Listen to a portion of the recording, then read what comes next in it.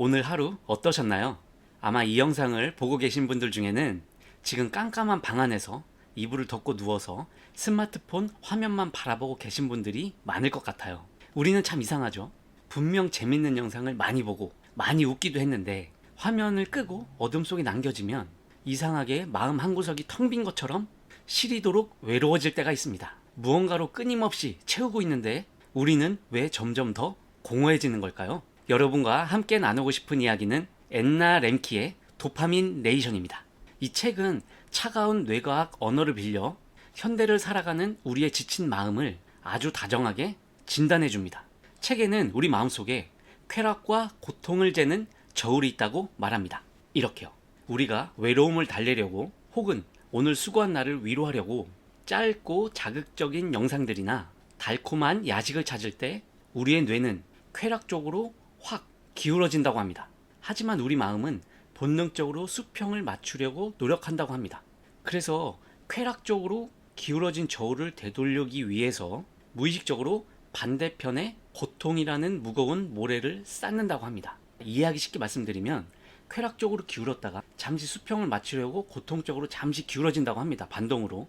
이 상태에서 잠시 동안 참으면 다시 수평으로 맞춰지는데 이 고통을 못 참고 다시 쾌락을 쫓는다고 합니다. 그러면 다시 쾌락 쪽으로 기울었다가 다시 고통 쪽으로 기울었다가 이 수평이 맞춰지지 않고 극과 극을 왔다 갔다 하는 것이죠. 우리가 매일 밤 스마트폰을 내려놓은 직후에 느꼈던 그 알 수 없는 우울함과 헛헛함은 어쩌면 너무 많은 쾌락과 자극에 지쳐버린 내 마음이 보내는 작은 구조 신호였을지도 모릅니다. 책에 등장하는 마이클이라는 사람의 이야기도 마찬가지입니다. 그는 35살에 엄청난 부를 이루었고 누가 봐도 부러워할 외모에 사랑하는 아내까지 있는 완벽한 사람이었습니다. 하지만 그는 항상 더 큰 자극과 활력을 찾아다녔고 결국 저울이 완전히 망가져서 마약과 술에 깊이 중독되고 맙니다. 그러다가 사랑하는 가족을 지키기 위해서 중독을 끊어내기로 결심하죠. 그가 선택한 것은 쾌락 대신 테니스였습니다. 하지만 어느 날 테니스를 치고 샤워를 했는데 1시간 내내 땀이 나더래요.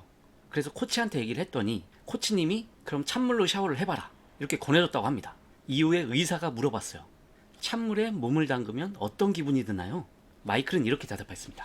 처음 5초에서 10초는 온몸이 비명을 지르는 것처럼 충격을 받아요. 그러다 피부가 무감각해지고 샤워를 마치고 나온 직후엔 기분이 정말 끝내줍니다. 왜 찬물 샤워가 짜릿할까요? 고통으로 기울어진 저울을 다시 맞추기 위해서 우리 뇌가 쾌락과 동기부여를 조절하는 신경 전달 물질인 모노아민을 건강하게 뿜어내기 때문이라고 합니다. 이 대목을 읽고 저도 용기를 내어서 건강한 고통을 제 삶에 끌어들여 보기로 했습니다. 저는 평소에 수영을 좋아해서 수영장에 자주 다니는데요. 그동안 운동이 끝나면 미지근한 물로 샤워를 했어요. 몸이 나른해지면서 적당히 개운하고 기분도 참 좋았습니다. 하지만 일주일 전부터 마무리를 찬물 샤워로 바꿔보았습니다. 결과가 어땠을까요? 차가운 물줄기에 닿는 처음 10초 동안은 정말 숨이 쉬어지지 않을 만큼 고통스러웠습니다. 찬물 샤워를 해본 분은 아실 거예요. 처음에 물을 닿는 순간 하면서 숨이 쉬어지지 않습니다. 하지만 그 매서운 추위에 조금씩 적응이 되면서 서서히 개운함이 밀려오고 나중에는 말로 다 표현하지 못할 상쾌함이 느껴졌습니다.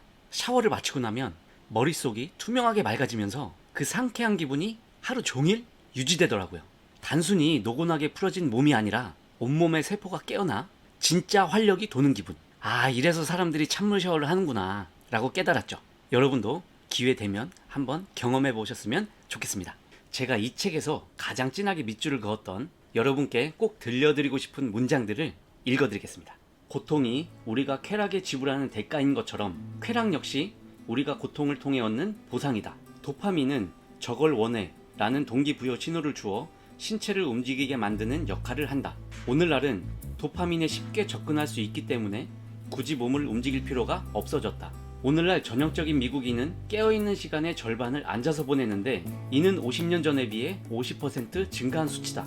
우리가 공급량이 제한적인 식량을 두고 경쟁하기 위해 매일 10km를 횡단하도록 진화되었음을 고려하면 현재 우리가 영위하고 있는 자식 생활 습관의 역효과는 굉장히 충격적이다.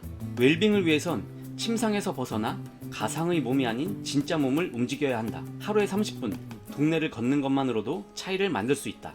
고통 추구는 쾌락 추구보다 어렵다. 고통을 피하고 쾌락을 쫓는 것은 인간의 천성이다. 우리는 고통 후에 쾌락이 온다는 것을 배워도 이를 아주 쉽게 잊는다. 쾌락 대신 고통을 쫓는 것은 반문화적인 행동이기도 하다. 그렇지만 우리는 고통을 찾아내어 삶에 끌어들여야 한다. 정도가 심하거나 강력한 형태를 띤 고통에 사로잡히면 강박적이고 해로운 과용에 빠질 위험이 있다. 하지만 그 정도가 적절해 큰 고통을 작은 고통으로 억제할 수 있다면 건강을 도모하는 치유법을 발견하고 때로는 발작적 기쁨까지 얻을 수 있다. 침상에서 벗어나 진짜 몸을 움직이는 일, 그리고 찬물 샤워라는 작고 건강한 고통을 마주하는 일. 도파민이 넘쳐나는 이 세상에서 우리에게 진짜 필요한 건 더 크고 쉬운 자극이 아니라 때로는 견디기 힘든 이 고요한 고통일지도 모릅니다. 그 속에서 우리는 진짜 살아있다는 감각을 되찾고 다시 일어설 힘을 얻으니까요.